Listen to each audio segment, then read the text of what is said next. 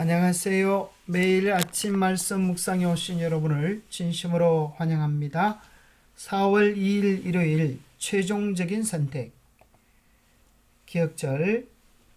또 내가 보니 흰 구름이 있고 구름 위에 인자와 같은 이가 앉으셨는데 그 머리에는 금면류관이 있고 그 손에는 예리한 낫을 가졌더라.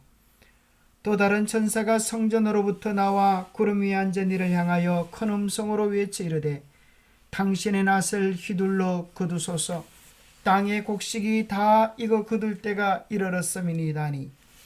계시록 14장 14절에서 15절 말씀. 요한계시록 14장에는 예수님께서 이 땅에 심으신 수확물을 수확하려고 하는 추수장으로 묘사되어 있습니다. 그분의 손에는 예리한 낫이 들려져 있고 땅의 곡식과 하늘의 곡식을 거둘 때가 다 되었음을 선포하고 있는 것입니다.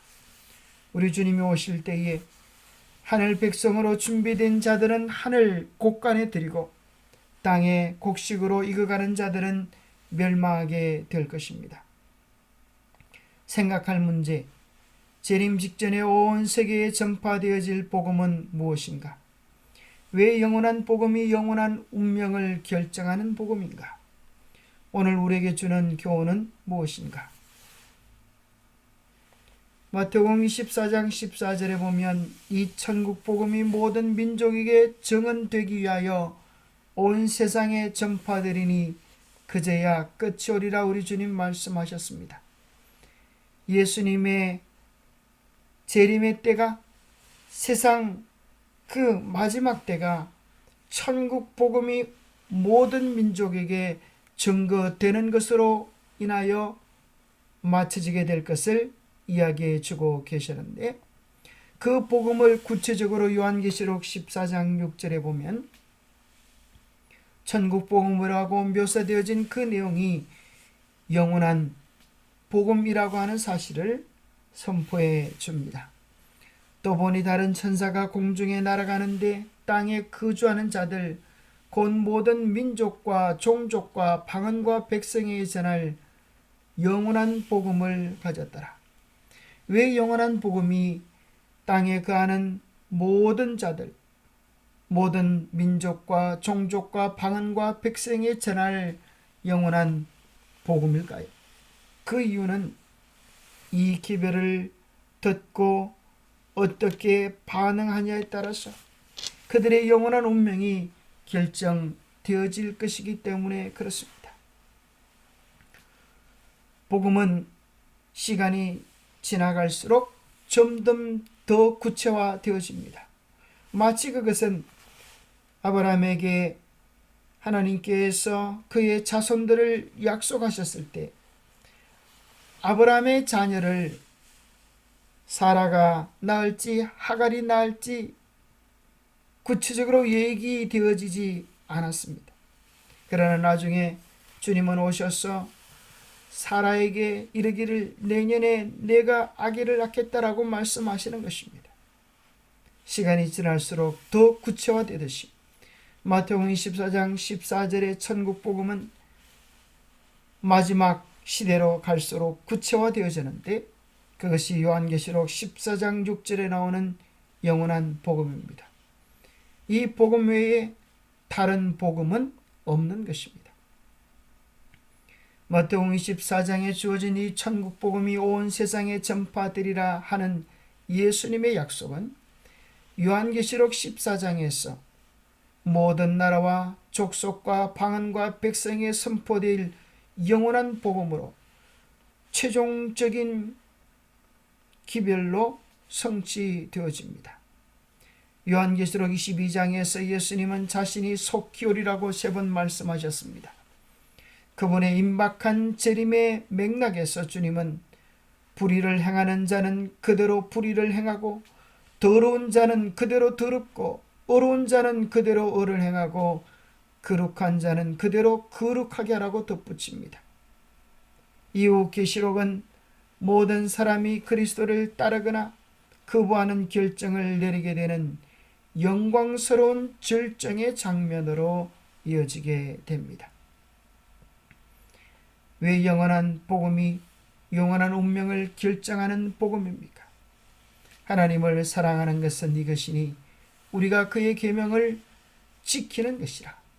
그의 계명들은 무거운 것이 아니로다.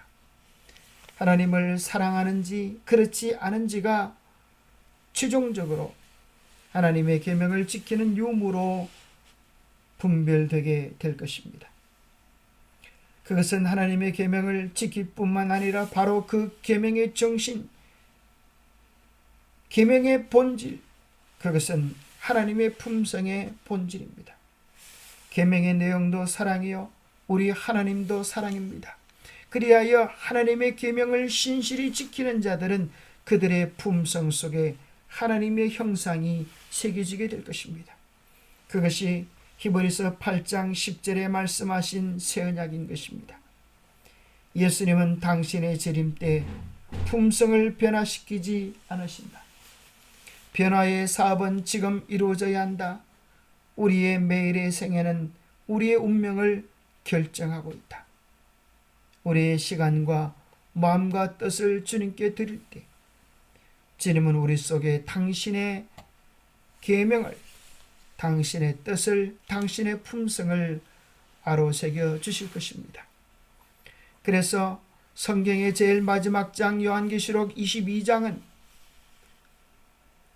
하나님의 계명에 대한 순종의 유무로 영원한 운명이 나누어짐을 선포해 주고 있습니다.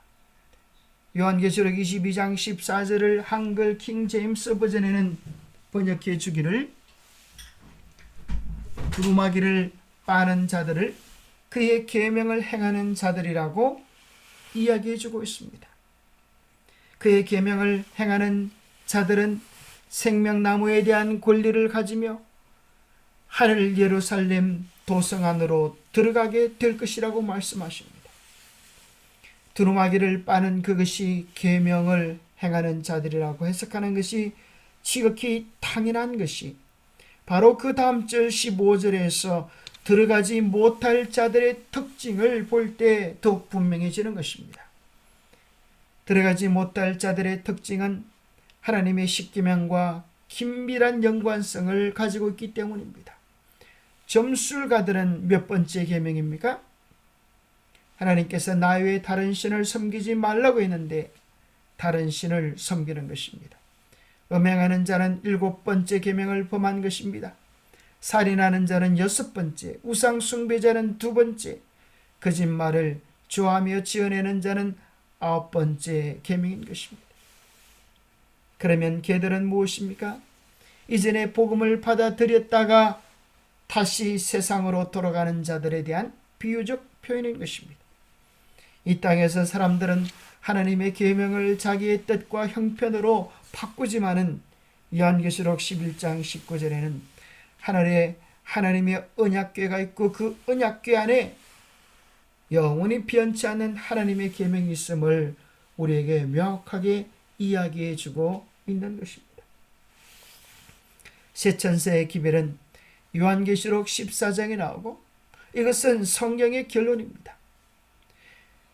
그래서 15장부터 22장까지 성경의 마지막까지 이 기별을 대하는 태도에 따라 두 길로 나누어지게 됩니다. 15장은 세천세의 기별을 받을 자가 부를 노래입니다. 정말 그러한지 우리가 요한계시록 15장 2절 3절을 읽어보면 모세의 노래, 어린 양의 노래를 부를 자들은 아무나 부르는 것이 아니요 바로 짐승과 그의 우상과 그의 이름의 수를 이기고 벗어난 자들이 유리바닷가에 서서 하나님의 금은고를 가지고 부를 것이라고 기록해 놓고 있습니다. 바로 짐승의 표를 받지 아니하는 자들이. 세 번째, 셋째 천사의 기별에 나오는 내용이 아닙니까? 제16장에는 세 천사의 기별을 거절할 자가 받을 재앙입니다. 이것을 우리는 흔히 7재앙이라고 말을 하는데 그 첫 번째 재앙에 대하여 이렇게 말씀해 주고 있습니다. 첫째가 가서 그 대접을 땅에 소돔에 누구에게 악하고 독한 헌대가 났다고요? 짐승의 표를 받은 사람들에게. 그 우상에게 경배한 자들에게 나타났다고 명확히 이야기해 주고 있는 것입니다. 새 천사의 기별을 거절한 자들이 받을 재앙입니다. 17장부터 19장은 새 천사 기별의 성취를 보여줍니다. 둘째 천사의 기별은 바벨론이 무너졌다고 이야기하는데 17장에 보면 그 바벨론의 정체가 무엇인지, 내용이 무엇인지를 우리에게 소개해 주고 있습니다. 20장부터 22장은 새 천사 기별을 순종할 자가 누릴 영원한 영광을 묘사해 주고 있습니다. 그들은 하늘에서 1000년 동안 왕노릇할 것이고 셋이토록 왕노릇할 것인데, 셋이토록 왕노릇하고 1000년 동안 왕노릇할 자들은 원한다고 다 되어지는 것이 아니라, 여기 분명히 이야기하기를 짐승과 그의 우상에게 경배하지 아니한 자들이라고 이야기해 주고 있는 것입니다. 고로 우리는 너무나 명확하고 분명하게 새 천사의 기별이야말로, 그 영원한 복음이야말로 오늘 이 시대에 살아가는 모든 사람들이 관심을 집중해야 할 운명이 결정되어지는 기별이라고 하는 사실을 확인하게 되어지는 것입니다. 영감의 교훈입니다. 계명을 범한 자는 천국에 들어가지 못함. 진리의 빛을 가지고 있는 어떤 사람도 하나님의 계명을 범한 자로서는 하나님의 도성에 들어갈 수 없다. 그분의 율법은 하늘과 땅에서 하나님 나라의 기초가 된다. 만일 그들이 고의적으로 지상에서 하나님의 율법을 짓밟고 경멸하면 그곳에서도 동일한 일을 하도록 그들을 천국으로 데려가시지 않을 것이다. 그리스도께서 오실 때에 품성의 변화는 없다. 은혜의 시기 동안에 품성 형성이 계속 되어져야 한다. 그렇습니다. 하나님의 계명은 곧 하나님의 품성입니다. 은혜의 시기가 있을 때 우리는 우리의 마음과 뜻과 심령을 바쳐서 우리 안에 하나님의 뜻이 이루어지도록, 하나님의 계명이 이루어지도록, 하나님의 품성이 이루어지도록 우리의 의지를 주님께 온전히 드려야 하겠습니다. 기도하겠습니다. 하나님 아버지, 우리에게 영원한 복음 새 천사의 기별을 주셔서 감사합니다. 우리의 영원한 운명이 이 기별을 대하는 태도에 달려있음을 깨닫게 하시고 참으로 진지하고 엄숙하게 이 기별을 삶으로 받게 하여 주시옵소서. 선악을 심판하고 그 영원한 결과를 선고하는 그날에 오늘 우리의 모습 그대로 쓸 것을 생각하면 우리의 부족함을 깨닫게 됩니다. 매일의 작은 일에서부터 주님 편을 선택하는 연습을 하게 도와주옵소서. 주님의 뜻을 선택하는 연습을 하게 도와주옵소서.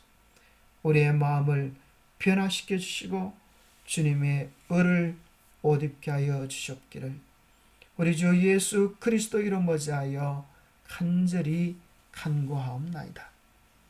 우리가 주님께 마음을 드릴 때 주님께서 우리 마음 안에서 당신의 일들을 이루어 주실 것입니다.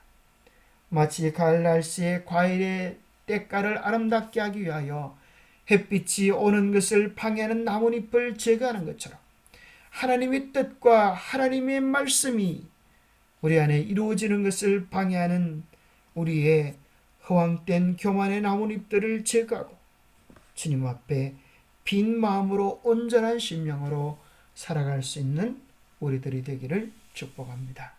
감사합니다.